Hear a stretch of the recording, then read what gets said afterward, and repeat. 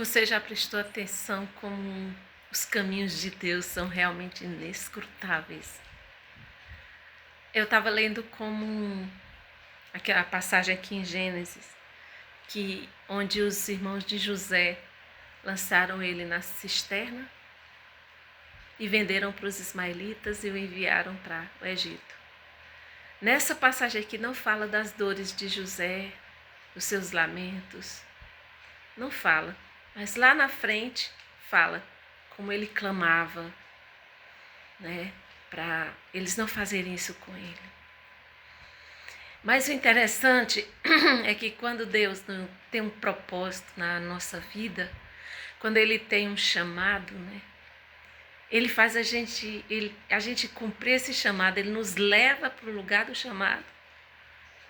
E através de caminhos de lágrimas, caminhos de dores, caminhos de injustiça, somos muitas vezes assim, fazem com a gente, acontece com a gente o que aconteceu com José, né?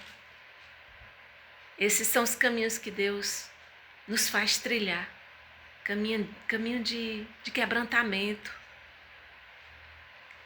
porque nesse quebrantamento nós vamos ser refeitos.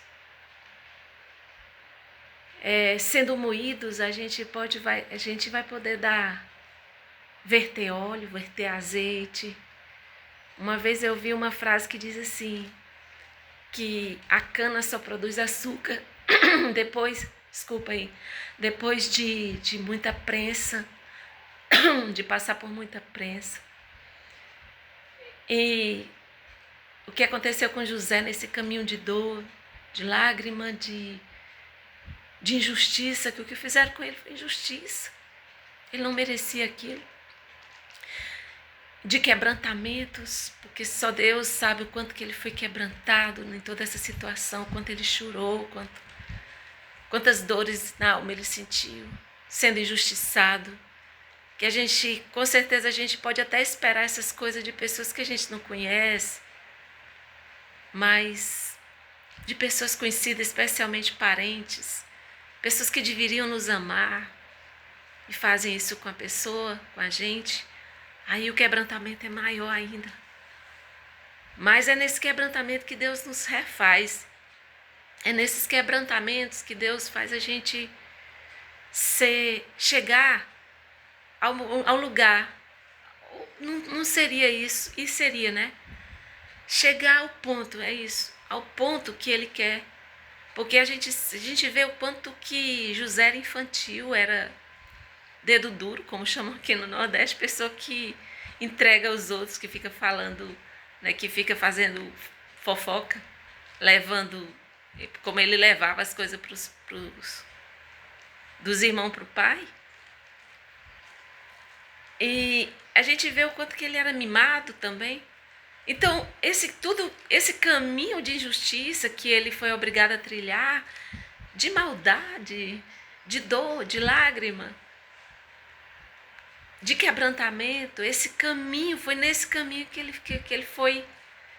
foi refeito, sabe? Porque aí a gente sabe que ele foi vendido, isso é humilhação, que ele foi injustiçado pela mulher de Potifar e pelo próprio Potifar, que não quis saber, né, a verdade, simplesmente acreditou na mulher dele. E foi lançado naquela prisão, ou seja, foi humilhação em cima de humilhação, injustiça em cima de injustiça. E às vezes a gente passa por essas coisas. Eu sei, por quê? Jesus, por que eu estou passando por isso? O que foi que eu fiz para merecer isso? Por quê, Senhor? E você chora e você não compreende. Por quê? Aí tem alguns pregadores que dizem assim, não, mas José ficava se mantinha firme. Não. José nem passava pela cabeça dele que tudo aquilo que ele estava passando era por causa do sonho. Ele não estava entendendo nada. É tanto que quando ele estava na prisão, que ele interpretou o sonho do copeiro e do padeiro, ele disse, lembre de mim, porque eu estou passando por injustiça. Ele não compreendia também, não compreendia os caminhos. Quando a gente está passando por esses quebrantamentos, por essas coisas, a gente não compreende por quê, Senhor? O que foi que eu fiz? Porque eu estou passando por por isso. É por causa disso.